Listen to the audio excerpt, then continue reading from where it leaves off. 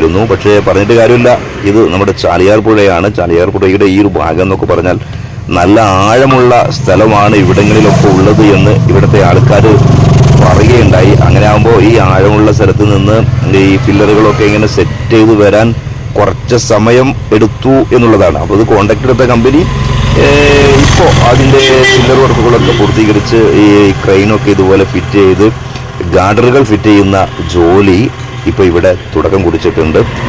നിലവിലുള്ള പാലത്തോട് അടുത്തു തന്നെയാണ് പുതിയ നാഷണൽ ഹൈവേ 6 വരി വികസനത്തിൻ്റെ ഭാഗമായിട്ട് പുതിയ പാലവും വരുന്നത് അറപ്പുഴയിൽ എന്നുള്ളതാണ്. അപ്പോൾ ഇവിടെ ഫസ്റ്റിൽ 2-3 ഗാർഡറുകൾ ഇവിടെ ഫിറ്റ് ചെയ്ത് വെച്ചിട്ടുണ്ട്, ബാക്കിയുള്ളത് ഫിറ്റ് ചെയ്യാനുണ്ട്.